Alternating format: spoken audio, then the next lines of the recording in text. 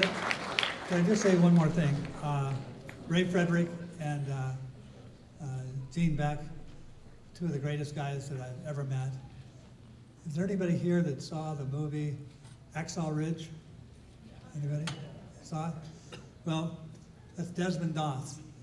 He was a friend of mine, and he's the only man that I've ever met all over the world that was like Ray Frederick. Ray Frederick, if you were out, I don't care where, he'd come and get you. Gene Beck, I don't care how much trouble you're in, he would come and get me. And I met one other guy at Delano, first year here, and I've known him ever since. And this is somebody that is always helping somebody, never tired, somebody that is, in my mind, exactly like Desmond Oz, and that's Gary Jerome.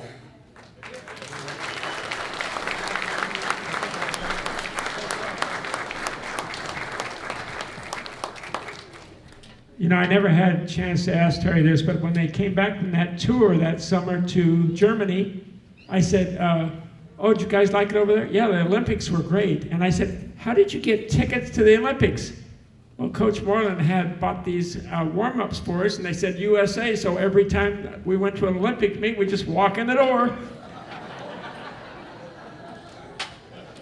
Okay, we're going to swing out of order a little bit here, Louis. We're going to have Ed Fruta, and then Mr. Noriel will come up and do the next two in a row, so we'll have to change. So Andy Espinoza, who I first knew when he was playing Little League in Delano, is going to be the introducer for Ed Fruta, who, by the way, played for the Rotary baseball team that Mr. Marshall and I coached.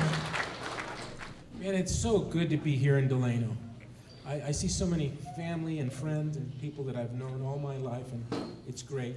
You know, before I start, I just wanted to say, you know, isn't Mr. Gerard a treasure? I mean, how could you remember all that stuff? You know, if you would, could you please give him a hand, please?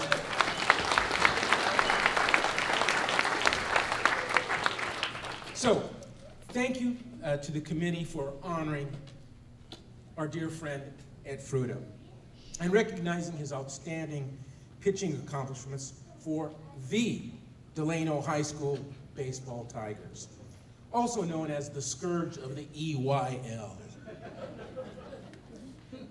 Yogi Berra, a well-known poet philosopher that we all know in baseball, once said, "Love is the most important thing in the world, but, you know, baseball isn't too bad either."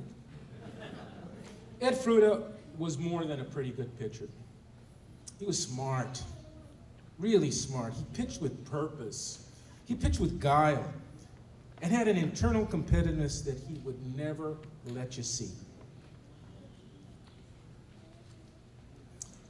He loved confusing batters with a three-pitch arsenal that he threw for strikes. And make no mistake, the corners of the plate were his. They were Ed's. He threw a fastball with the action of a screwball. The ball tailed into a right-hander and away from a left-hander. Once batters were set up, he'd shake off the catcher, and he shook off the fastball and asked for a curve. And he would get the curve sign. And Ed had two great curveballs. He had one gigantic curveball, an 11-4 curveball, that he would throw in the early innings. And if you followed baseball long ago, you would know that there's a man over there by the name of Georgie Chavez that threw the same kind of fastball, an 11-4 fastball. He was the hero of our block. And then he would throw a knee-high fast curve thrown after he went through the lineup. And that fast curveball would hit you at the knees and break you down. And all you old-timers remember Ron St. Clair? Ron St. Clair threw a fastball that did the same thing. It would break you off at the knees. Looking back, I can't tell you about wins and losses. Or even his ERA, can't do it. But I can tell you that he was a 3-year starter and had to pitch against some of the toughest teams in the Valley: Hanford, Mount Whitney, and Tulare Union. These teams all had major league prospects. I never really appreciated his competitiveness, and his will to win.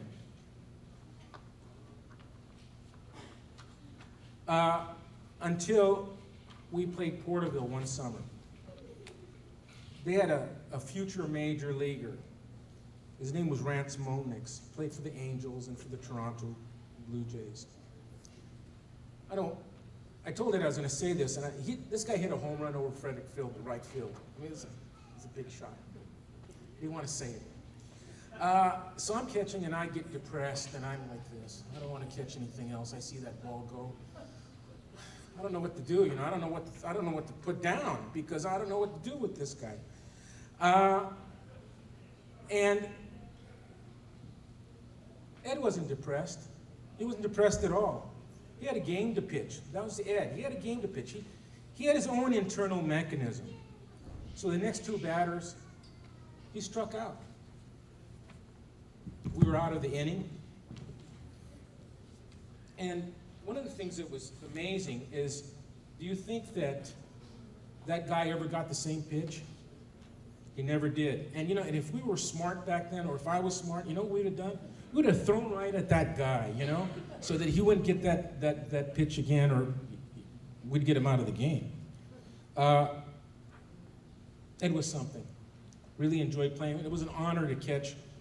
Actually, I caught four guys that were pretty good. Monty Wood, Ron St. Clair, Al Jones, who was a great pitcher, and of course, Eddie.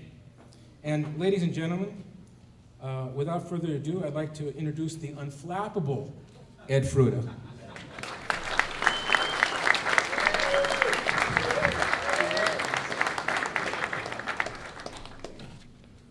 Thanks for the kind words and the thoughtful introduction, Andy. First off, congratulations to Louis Perez Leon and Steve Oddap. I don't know who's here for Steve. The whole family, great. For being recognized as inductees for baseball. I can't think of two other ball players who worked harder to perfect the craft of their positions and always gave maximum effort on the field. It's a privilege to be recognized with you. When Andy first contacted me about this recognition, my first reaction was that there were certainly more accomplished pitchers and ball players that deserved to be honored ahead of me. And for that reason, I had second thoughts about accepting and kind of waffled for a little bit. But vanity is a terrible drug, so here I am. I'd like to thank the nominating, even though I'm not supposed to, I'd like to thank the nominating committee for this honor, especially the biased memories of my former Little League coaches, Mr. Gerard and Mr. Marshall. You both may not realize it, but you did a very good job of teaching kids the fundamentals of the game. You taught us how to compete, play as a team, and achieve winning results. As a skinny 9-year-old playing organized sports for the first time in an itchy wool uniform, I soaked up everything that I was told by you guys and enjoyed watching my 12-year-old role model teammates, Louis Perez Leon, Rolando Gadiano, and Lupe Diaz, play baseball with skill, exuberance, and success. The bar of excellence they set played a big part in how I approached pitching and competing in high school.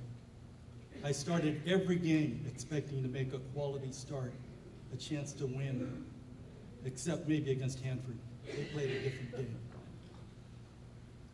We won a league championship as freshmen, but had mixed results afterward. I must give thanks also to Coach Jim Hyatt, who gave me the opportunity as a sophomore to pitch in the Delano Lions tournament. And I was fortunate enough to win games as a sophomore, junior, and senior in the tournament. And we won the tournament in 1973 for the first time in 16 years.